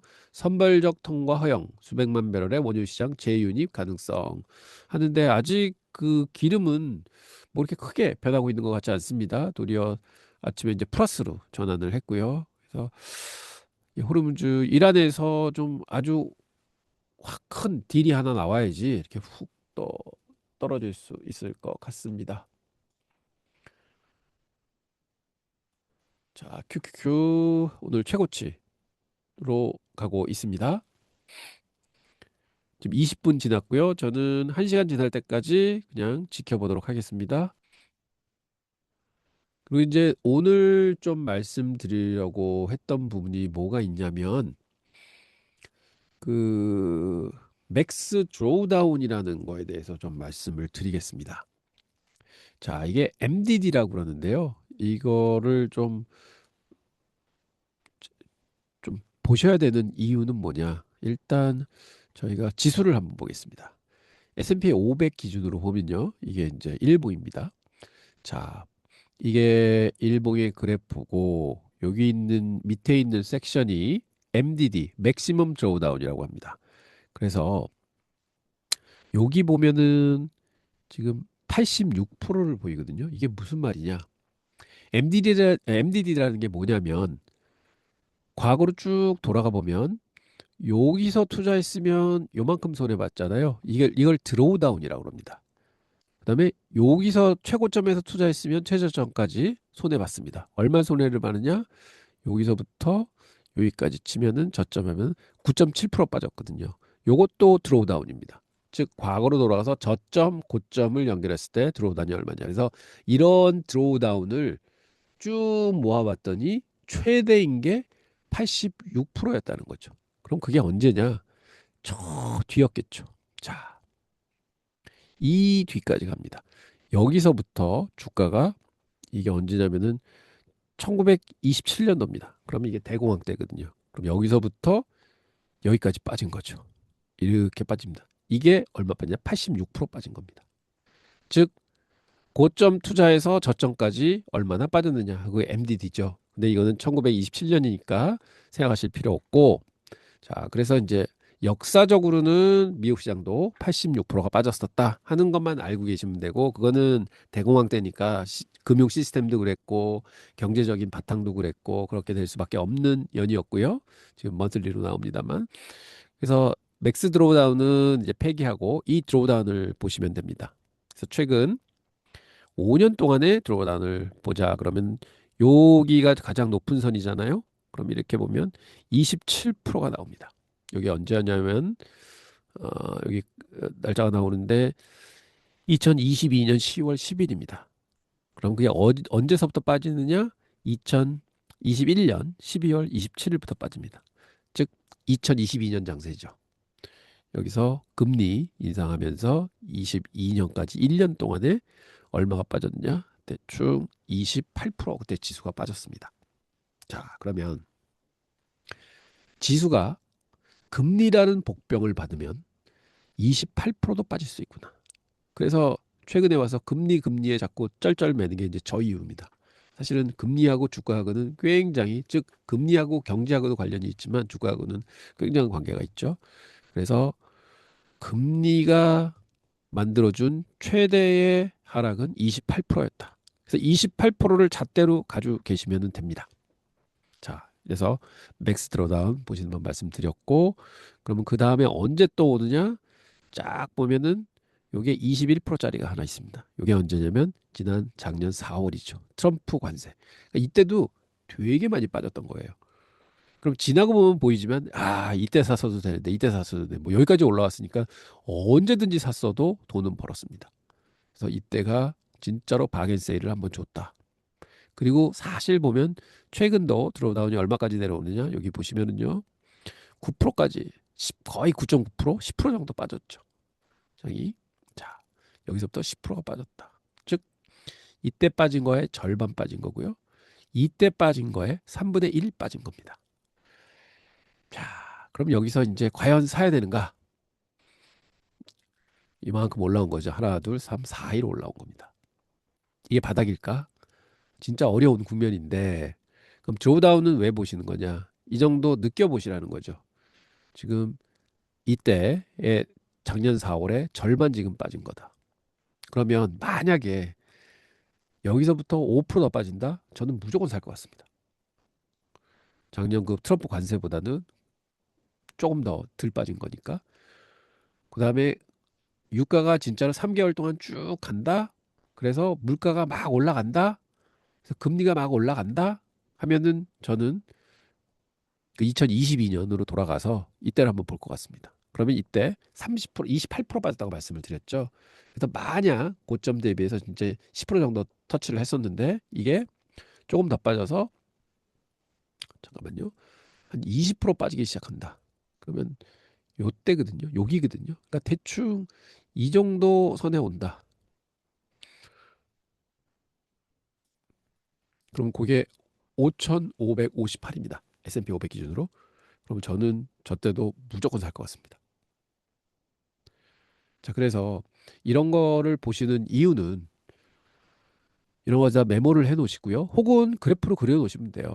여기가 지난 그 4월 달에 한번 빠지고 반등 줬던 자리구나. 이거 참 맥자리네. 근데 빠졌다가도 금방 한 2주 만에 회복을 했네. 그럼 여기가 요번 저점이겠구나. 이렇게 그냥 정해 놓으시는 거예요. 그럼 오버슈팅이 나오면 여기까지도 빠질 수 있겠구나. 그럼 4,800이다. 4,800 되면 무조건 다시 사야 되는구나. 이렇게 생각을 해 두셨다가 진짜로 어떤 천재지변이 일어나서 주가가 쭉 빠지기 시작한다. 그러면 이 자리를 터치하고 올라올 확률이 굉장히 높습니다. 그래서 미리 준비를 해 놓으셔야지 저런 자리에서 자신 있게 손이 나가시지 이게 하시다가는 기회를 놓치게 되십니다. 그래서 미리미리 이렇게 한번 작도를 해 두심도 좋습니다 하는 말씀 드립니다. 자, 그래서 지금 드로다운 한번 보셨고요. 이제 지수입니다. 그 다음에 종목별로 한번 보시면요. 자, 보시겠습니다. 저희가 엔비디아 가장 중요하죠. 엔비디아 한번 보도록 하겠습니다. 자, 엔비디아는요. 역사적으로는 90%예요. 근데 그 역사적으로 다 돌아가 보면 언제냐? 요때거든요. 요때가 언제냐? 저기 2002년도입니다. 한참 뒤입니다. 이거는 AI하고 전혀 상관없던 시절이라서 그리고 한번 망할 뻔했죠. 엔비디아도 그런 거기 때문에 이제 주가가 보이지 않고요. 사실 여기는 로고를 그려야 되겠죠. 보려 그러면 그래도 그 바닥에서 많이 올라왔었습니다. 그리고 또 가고 그래서 결과적으로 최근에 보는 이제 위클리로 한번 보겠습니다. 최근에 보는 최대 낙폭은 여기였습니다. 68% 빠졌거든요. 이게 언제냐? 2022년도입니다. 즉 보면 2021년 11월 달에 고점을 찍고요. 1년 동안에 딱 여기까지 내려옵니다. 요게 정확하게 몇 프로였느냐? 여기 딱 그려보면 68%가 나옵니다. 엔비디아도 22년도에는 68%가 빠졌구나. 근데 저 때는 엔비디아가요, 뭐였냐면요, 그래픽 카드였습니다. 즉, 채굴 하기 위해서 그래픽 카드 잘 팔린다, 품기다 해서 쫙 올랐던 거고요. 근데 그게 꺾이면서 이제 쭉 68% 빠졌고, 그 다음에 기사회생 한게 뭐냐? 이제는 AI죠. 2022년 11월. 이때서부터 올라오기 시작합니다. 이건 전부 AI입니다. AI 시대에 들어와서 최고의 낙폭은 얼마였냐? 여기입니다. 43% 빠졌습니다. 여기 언제냐면 지난 2월 달, 작년 4월 달 트럼프 관세. 그때 기회를 한번 줬었죠. 그래서 저런 기회를 놓치시면 안 되는 겁니다. 그래서 말씀드립니다. 엔비디아 기준으로는 이렇게 좋은 주식이 된 다음에 천재지변이 왔을 때 40% 하락이 있었다. 그래서 요 엔비디아는 생각해 놓으시면은 굉장히 유효합니다. 그래서 최근 보면 고점 대비해서 얼마 빠졌느냐? 아직 여기서부터 여기까지 빠졌었거든요. 21% 빠졌습니다. 즉 최근 MDD의 반을 빠진 거죠. 그럼 저는 저게 되게 싸다고 봅니다. 사실은. 그래서 계속해서 제가 엔비디아 말씀드리는 게 네, 쌉니다. 지난 4월에 작년 4월에 비해서 반 정도까지 갔다가 지금 올라오는 겁니다. 하는 말씀 드리고요. 그다음에 마이크로소프트 한번 볼까요? 와, 이거는 정말 너무 많이 빠졌습니다. 그렇지만 마이크로소프트는요, 의외로 굉장히 변동성이 작은 주식입니다. 자, 역사적으로 보면은요, 마이크로소프트는 최고가 75%입니다. 딴 거 90% 나오는 거 보셨죠? 엔비디아. 근데 75%는 언제냐? 2008년도입니다. 그때 빠진 거지, 그 전에는 탄탄한 주식이었습니다. 그리고 최근 들어와서는 이제 더 탄탄한 주식이 된 다음에 최근에 2022년도에 얼마 빠졌느냐? 정확하게 38% 빠졌습니다. 이것도 한 40% 정도 빠졌구나 볼 수 있고, 최근에 사실은 거기에 육박합니다. 최근 MDD 죄송합니다. 최근 MDD가 35% 나옵니다. 즉 요때 빠졌던 폭만큼 지금 내려왔죠. 그래서 제가 자꾸 쌉니다, 쌉니다 하고 말씀드리는 이유가 거기에 있습니다. 일봉으로 보면 여기가 고점이었거든요. 그 고점 대비해서 저번 저점까지 딱 36% 정확하게 빠졌습니다. 너무 많이 빠졌었죠. 그래서 반등을 한 겁니다. 그래서 저는 마이크로소프트 그 오피스 사람들 안 쓸까요? 저는 무조건 쓸 것 같고요. 그다음에 애저 그 클라우드 마이크로소프트 가지고 있습니다. 저는 이렇게 빠질 이유가 없는데 참 애널리스트가 생각해도 말이 안 되는 가격이고요. 그런 면에서는 마이크로소프트는 뭐 바이온딥스 이제는 좀 빠질 때 또 사고 빠질 때 또 사고 빠질 때 또 사면은 단기적으로는 뭐 400불 충분히 갈 수 있을 것 같고요. 그래서 보통 이럴 때 이제 제가 하는 게 이제 피보나치 분석이잖아요. 이 피보나치를 이 고점에서부터 지금 여기까지 빠졌다. 그려보면 딱 죄송합니다. 여기 440불 선이 382선입니다. 그럼 여기까지는 충분히 가고도 남을 주식이다. 저는 생각을 하고요. 그래서 조금 빠질 때마다 자신 있게 사셔도 마이크로소프트는 장기적인 종목으로는 되게 좋은 종목이다. 저는 이렇게 생각을 합니다. 자, 좀 MDD 말씀드리다가 이쪽으로 해서 좀 이제 옆으로 샜는데요. 그러면 애플 한번 더 보시겠습니다. 애플도 역사적으로는 83% 빠졌죠. 그게 언제였냐면은 정확하게 2003년도에 그렇게 83%가 빠졌었고요. 그다음에 또 한번 97년도에 한번 빠졌었습니다. 그리고는 계속해서 올라왔고 최근에 MDD는 점점점 낮아지고 있는 추세입니다. 그래서 최근에 가장 많이 빠졌던 MDD는 언제였느냐 보시면 여기가 그 25년 4월 달이었습니다. 작년 4월이죠. 그때 34% 빠졌습니다. 그러니까 뭐 38%, 38%. 그러니까 맥세븐 종목들이 한 3, 40%가 빠졌었다. 그 당시에 볼 수 있겠고. 근데 최근에는 굉장히 안정적으로 내오고 있죠. 최근 MDD가 15%입니다. 그래서 애플은 굉장히 하방 경직성이 있구나 하는 걸 볼 수 있는데 근데 수익이 잘 안 나죠. 그래서 거기에 아쉬운 점은 있습니다. 그다음에 구글 한번 보시겠습니다. 구글도 66%가 최대 하락이었습니다. 그래도 역사적으로 66%밖에 안 났다. 그러면 굉장히 잘하고 있는 거죠. 그때가 언제였냐? 2008년도입니다. 금융위기 왔을 때. 그 이후에는 최대 낙폭은 언제였냐? 2022년도. 그때 낙폭이 얼마까지 오냐면 MDD가 45%까지 빠집니다. 거의 반토막이 났었고요. 그러다가 작년도 4월 달에는 32%, 그다음에 최근에는 22%. 그러니까 32%가 구글은 최대 낙폭이구나. 그러니까 그 정도 빠지게 되면은 이제 무조건 사야 된다는 얘기가 나와야 되는 거죠. 자, 보시면 지금 최고점 대비해서 구글은 얼마 빠져 있냐면은 여기까지 저점까지 얼마 빠졌냐면 19.4%, 20% 정도 빠졌습니다. 그러니까 꽤 많이 빠진 거죠. 그러니까 최근 단기적인 그 MDD보다 한 반 정도까지 터치했었다. 그래서 그것도 박앤셀이었다 볼 수 있겠습니다. 그래서 이런 분석을 통해서 그 주가가 어느 정도 빠졌느냐를 보시면서 상대적으로 매수 타점을 잡으시는 것도 굉장히 좋은 방법이다. 이렇게 말씀드립니다. 네, 저희가 아마존 또 봐야죠. 아마존도요. 이건 95%까지 빠졌습니다. 그게 언젠가 보면은 아마존은 2001년도네요. 옛날이었습니다. 그래서 그게 쭉 이제 올라온 거고 최근에 들어서 MDD는 최고 MDD가 언제냐? 2022년도 그때 고금리에서 이제 장 빠질 때죠. 51% 빠졌습니다. 그리고 지난 작년 4월 달에 얼마 빠졌냐면 33%. 그러니까 거의 맥세븐하고 비슷하게 빠졌습니다. 34% 빠졌고 지금도 탄탄하게 서 있다. 그래서 아마존은 보면 클라우드의 가장 큰 회사잖아요. 그런 면에서 보면 이렇게 하반 경직성을 보여주면서 앞으로 탄탄하게 갈 회사다. 저는 이렇게 생각을 합니다. 그래서 아마존도 빠질 때마다 조금씩 사는 거는 굉장히 좋은 이제 매수 전략이다. 이렇게 보고 있습니다. 뭐 여러 가지 뉴스 덕분에 이제 빠지긴 했지만 그래도 탄탄하게 지금 받아내는 세력들이 꽤 존재하는 것 같습니다. 그래서 여기를 뚫으면 그래도 좀 더 올라가지 않겠느냐. 그래서 곧 보통 주가를 보실 때는 이런 갭자리를 메꿔주는 경우들이 많이 발생을 합니다. 그래서 거기까지는 최소한 올라간다. 이렇게 볼 수 있겠고요. 그래서 왜냐하면 기업들이 자생작용이 있습니다. 이런 것들은 어떤 외부적인 변수에 의해서 회사의 뭐 소송이라든지 뭐 실적이라든지 이런 거에서 이제 빠집니다. 그러면 좋은 회사들은 뭘 하냐면요. 임원진들이 경영진들이 더 좋게 만들어야 되죠. 왜? 경영진들의 보너스는 주가에 상당히 연동이 돼 있습니다. 그래서 이렇게 빠졌을 때는 이 자리를 꼭 메꿔 놓기 위해서 열심히 하죠. 그래서 결국은 올라갑니다. 이런 경우가 굉장히 많습니다. 예전에 한번 유나이티드 헬스 한번 들여다볼까요? 죄송합니다. 제가 그거를 여기 있네요. 자, 유나이티드 헬스입니다. 유나이티드 헬스도 보시면 사실은 이때가 언제냐면은 2025년 4월 달이죠.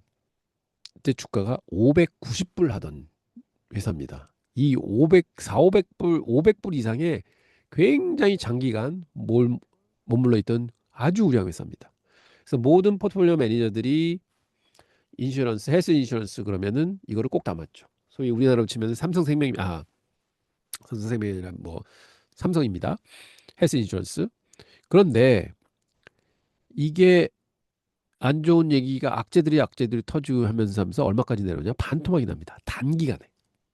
그래서 MDD가 얼마를 찍냐면 여기 보시면 60% 찍고요. 여기서는 62%를 찍습니다. 그리고는 경영진들이 자구 노력하겠다, 좋게 만들겠다, 시장은 오해다 해가지고 그런 노력 끝에 주가가 이제 반등을 하고요. 그다음에 여기까지 올라가는 건 뭐냐? 워렌 버핏이 좀 샀다 하는 얘기가 나옵니다. 그러면서 사고 결국은 이 갭을 메꾸죠. 그리고는 지금 여기까지 내려와 있지만 결론적으로 보면 주가는 이렇게 급락을 하게 되면 좋은 주식입니다. 다시 한번 올라가는 탄력을 보여주고요. 그다음에 뭐 최근에 뭐 장세 때문에 이렇게 빠지긴 했지만 그래도 너무 바닥자리로 다시 내려오면 또 올라온다. 그래서 우량주를 투자하는 가장 큰 이유는 이런 복구하는 능력들이 있습니다. 그래서 저는 이제 대형주를 좋아하고요. 브로드컴 한번 또 보겠습니다. 브로드컴도 보면 이거는 되게 과거에 안정적인 주식이었다 볼 수 있고 브로드컴은 최근에 2020년도에 MDD가 얼마나 나오냐? 52%가 나옵니다. 다른 맥세븐 종목도 보셨지만 뭐 70%, 80%, 90%까지 봤는데 이거는 52%밖에 안 보이고 있죠. 그 최근 들어와서도 지금 2025년 그 트럼프 관세 정책 나왔을 때 45% 빠졌습니다. 그리고 최근에 이제 고점 찍고 또 내려오잖아요. 얼마 빠졌느냐? 지금 29%, 30% 빠졌습니다. 자, 26년 3월 달입니다. 자, 과거에 역사적으로 평생 태어나서 50% 빠졌던 게 최근의 MDD였는데 그리고 트럼프 관세 때도 얼마 빠졌냐? 45% 빠졌는 게 최대였다.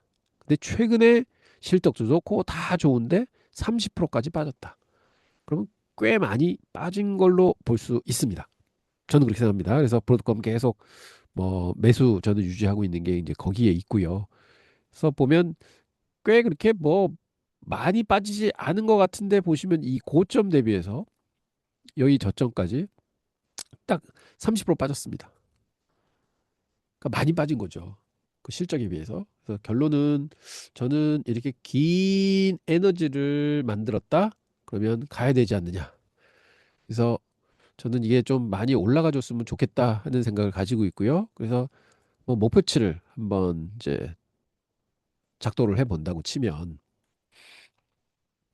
지금 현재는 이 주가들이 많이 오른 주식이라서 저희 로그 그래프로 보고 있습니다. 이 로그가 아니면 훨씬 더 좀 이제 모양이 이제 다르게 보이겠죠? 그래서 지금 로그 그래프로 보고 있어서 조금은 그냥 아닌 거랑 보는 거랑은 그림이 좀 다르다 하는 말씀 드리고요. 이렇게 주가가 많이 오른 그래프를 분석할 때는 로그 그래프 항상 찍어 놓고 보셔야 됩니다 하는 말씀 다시 한번 드립니다. 그럼 저점에서 고점까지 여기입니다.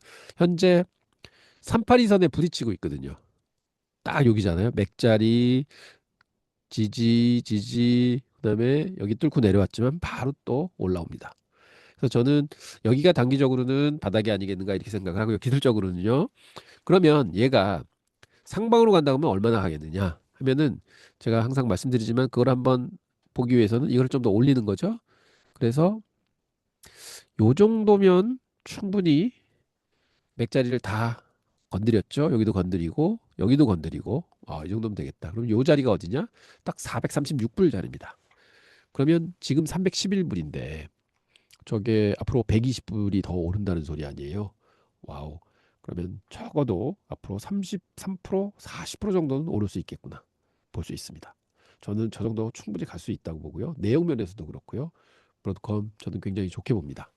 여러분들도 같은 생각으로 좀 이렇게 기고 있는 때 에너지를 모을 때 굉장히 좋은 국면이다 볼 수 있겠고요.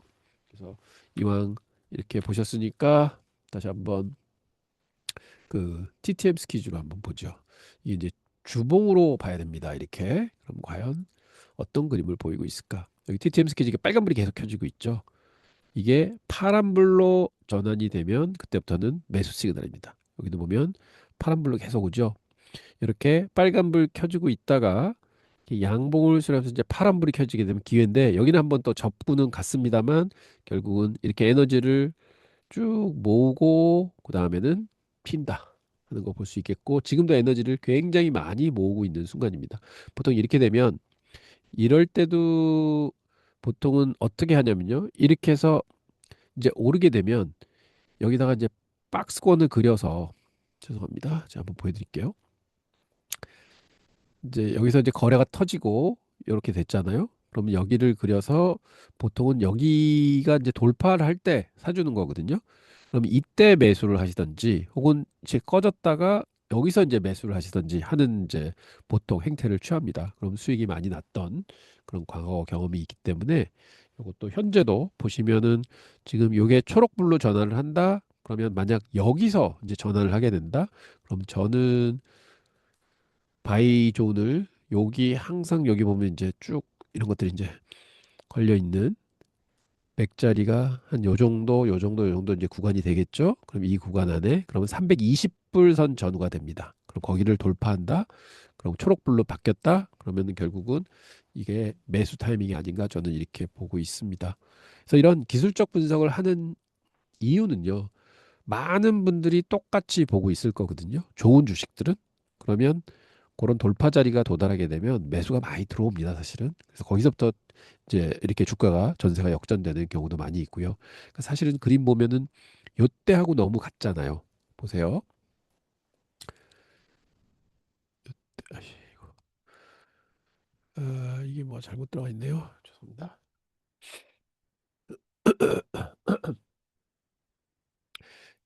요때 보시면 요때도 고점 대비해서 여기까지 한 46%가 빠졌습니다. 그리고 200일 이동성평 깼다가 거기서부터 쭉 올라오기 시작했고요. 또 보시면 요때도 고점 대비해서 현재 저점까지 딱 30% 빠져 있거든요. 요때는 이제 특별한 악재들이 있었죠. 작년 4월이었습니다. 트럼프 관세 문제. 근데 지금도 자율적으로 보면 200일 이동평선을 깼습니다.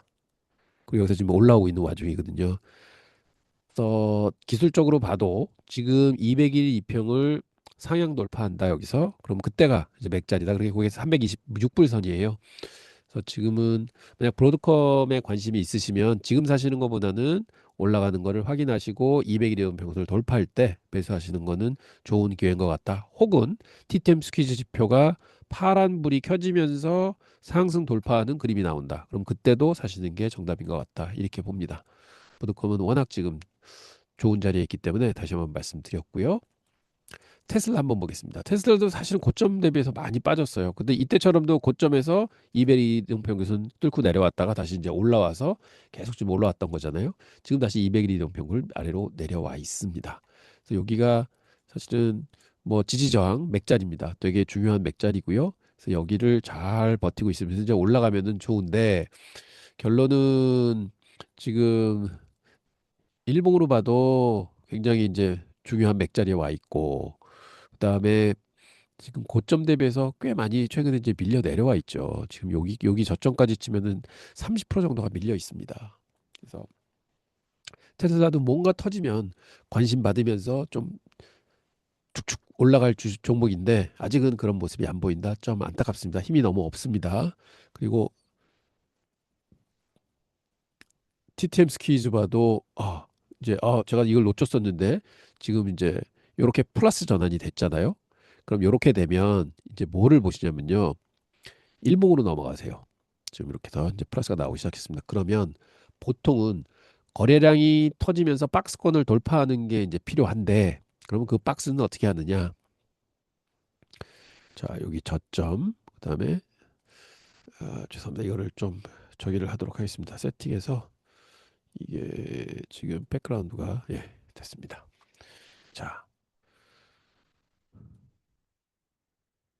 자, 그러면 여기서 이제 불이 켜졌잖아요. 그럼 여기서 저점을 찍고 여기가 이제 고점을 찍었습니다. 그 다음에 이렇게 박스권을 그려놓고요. 이 주가가 박스권은 이제 정해지기 나름입니다. 저기서 여기 정도다. 여기 이제 여기도 저점이고 맥자리가 여기다 생각하시면 저도 여기인 것 같아요. 여기를 돌파했으면은 매수가 들어가지만 아직 돌파가 안 됐죠. 그래서 보고 계시다가 여기가 383불 선입니다. 여기를 큰 양봉으로 돌파하고 거래량이 이 정도가 아니라 뭐 이 정도 튀어준다. 그럼 그건 매수 시그널로 봐도 무방하십니다. 이 TTM 스퀴즈를 볼 때는. 그리고 스탑은 어디에 거시느냐? 보통은 전 하한선. 즉 여기가 딱 보면은 350불이거든요. 350불, 380불 매수, 350불 스탑. 보통은 이렇게 이제 단기적인 매매를 합니다. 그래서 항상 여기서 저점을 잡으려고 노력하시는 것보다는 돌파를 해서 거래량이 수반되면서 충분하게 탄력받고 올라가는 모습, 즉 TTM 스퀴즈가 이렇게 오래 났다는 거는 에너지가 계속 축적이 됐다는 얘기입니다. 지금 잠길 대로 잠겨 있다는 얘기고 여기서 파란불이 켜졌습니다. 그거는 이제는 폭발할 때가 됐다. 그래서 여기서 한번 또 쭉 올라줬다가 이 박스권 돌파를 아직 안 했습니다. 그래서 또 내려왔습니다. 그러면 이거 돌파할 때 여기가 딱 383불선이라고 말씀을 드립니다. 383불선을 터치해도 안 되고 돌파하면서 완성이 되고 거래량도 수반이 되고 그럼 이거는 거래량이 안 늘었잖아요. 보세요. 거래량이 이때는 늘었고 다음날 갭상승으로 돌파를 시도하다가 거래량이 죽었습니다. 이러면 이거는 페이크 돌파다. 그러니까 아니나 다를까 다음날 되니까 쭉쭉 빠져내려오죠. 그래서 이게 어떻게 보면은 뭐 7, 80%는 맞는 것 같습니다. 볼 때는 만약 이때 이렇게 양봉이 나고 이때 거래량이 이렇게 실리면서 여기를 돌파를 했다. 그럼 아마 200일 충분히 돌파할 수 있는 힘이 있었을 텐데 뭐 거래량이 죽었습니다. 그럼 두들겨 맞은 거거든요. 그래서 거래량 보시는 것도 되게 중요하다 말씀을 드리겠고 그러면서 한번 AB 합선 그려볼까요? AB 합선을 어떨 때 활용을 하시느냐? 저는 이런 거 이렇게 저렇게 많이 여러 각도로 지금 분석을 해봅니다. 그러면 여기 맞고 떨어졌거든요. 아직 힘이 없구나. 그러면 여기서 찍었던 AB 합선이 여기를 걸치고 있고, 그러면 이 바닥에서 찍은 거는 이제 상향 돌파하려고 노력을 할 겁니다. 위로. 그래서 지금 현재는 이거를 돌파하고 두 번 돌파해서 올라가면 힘을 얻는다 하는 거 볼 수 있습니다. 자, 아이고 10시 20분이 됐네요. 오늘은 뭐 기술적인 말씀만 드렸는데 아까 제가 드리려고 오늘 핵심적으로 드리려고 드렸던 말씀은 MDD. 그래서 적어도 역사적인 MDD는 보실 필요는 없습니다. 왜냐하면 사실은 뭐 20년 전, 30년 전의 MDD는 지금 세상하고는 틀린 세상에 있던 기업이고 지금 이 기업은 성장을 해서 지금 현재에 있는 거기 때문에 대충은 저희가 볼 게 최근에 있었던 맥자리 2022년도 국면, 그다음에 뭐 좀 더 넓게 가자면 이제 코로나 때 국면, 그다음에 특히 2025년 작년 4월 국면, 즉 트럼프 때문에 자기 많이 빠졌던데 그 정도의 MDD가 얼마였느냐 보고 최근에도 MDD가 꽤 일어났습니다. 드로우다운이. 그래서 그때하고 최근에 얼마가 빠졌느냐. 그래서 만약 작년 4월에 빠졌던 거에 반 이상 밀렸다 하면 그거는 싼 부분이다. 이렇게 볼 수 있을 것 같습니다. 지금 지수는 10시 반, 10시에 피크 치고는 좀 내려와 있네요. 다들. 나스닥백이 1% 올라와 있고 S&P 500이 0.5%, 그다음에 다우가 0.4%, 그다음에 중소형주가 0.1% 올라와 있습니다. 자, 한번 우리 섹터 한번 볼까요? 지금 섹터는 파이낸스가 0.84% 제일 많이 올랐고요. 필수 소비재가 0.62% 올라와 있습니다. 그다음에 아이고 저기 리얼 이스테이트가 0.59%나 올라와 있고요. 이제 기술주가 0.5%, 그다음에 임의 소비자 0.5%, 커뮤니케이션 0.28%, 유틸리티 보합, 그다음에 헬스케어도 보합이네요. 인더스트리가 보합이고 에너지도 보합, 그다음에 베이징 머터 원자재가 0.54% 빠져 있습니다. 파이낸스가 가장 많이 올랐다 볼 수 있겠습니다. 전반적인 시장 분위기는 뭐 강보합선 보이고 있는데 라지캡들이 그래도 가장 많이 오르고 있고 미디어 캡이 지금 빠지고 있다 이렇게 보이고 있습니다. 스몰 캡도 지금 빠지고 있다 이렇게 볼 수 있겠습니다. 예, 이제 뭐 11시 26분이 됐네요 벌써요. 시간이 빨리 지나갔습니다. 혹시 질문 있으면 질문 주시고요. 오늘은 시장이 뭐 그래도 걱정했던 거보다는 플러스로 붙어 있어 줘서 참 다행이고요. 네, 관건은 이번 주에 좀 좋은 뉴스가 나와서 좀 오일 가격이 좀 많이 좀 떨어졌으면 좋겠다 생각을 합니다. 그러면 지수는 상당 부분 반등할 수 있을 거다. 저는 이렇게 기대하고 있습니다. 그래서 어떻게 보면은 어 지난주보다는 그 전주에 살 타임을 좀 준 것 같고요. 지난주도 조금 살 타임을 준 것 같고 그래서 이제는 좀 위로 상승하는 국면으로 접어들어야 되지 않는가 저는 이렇게 생각하고 있습니다. 비트코인도 69,500불, 이더리움도 한 2% 올랐네요. 야, 이더리움도 많이 올라야 되는데요. 좀 많이 좀 빠졌습니다. 사실은. 그러면 다우, S&P 500, 나스닥 100, 그다음에 US 2000 다 플러스 탄탄하게 지키고 있습니다. 제가 말씀드린 10시 반까지는 좀 지수가 올라줘야 된다 하고 말씀을 드렸는데 지금은 계속해서 좀 상승 모드를 타고 있는 와중이고요. 근데 오늘 보면은 애플이 상당히 올라줬습니다. 지금 2.34% 올라와 있고 엔비디아 또 자리 잡고 있고 구글도 플러스 보이고 있고 마이크로소프트도 플러스 탈환하려고 노력하고 있습니다. 아마존도 오늘 좀 오르고 있고요. 브로드컴이 조금 약세고 테슬라도 약세, 그다음에 메타가 좀 플러스 나고 있고 네, TSMC 플러스 나고 있고요. 코이브가 오늘 조금 조정을 받고 있습니다. 버티브도 그렇고 알바말, SMR, 뭐 사운드하운드, 아이언큐, 마이크로 스트래티지 5%나 오르고 있네요.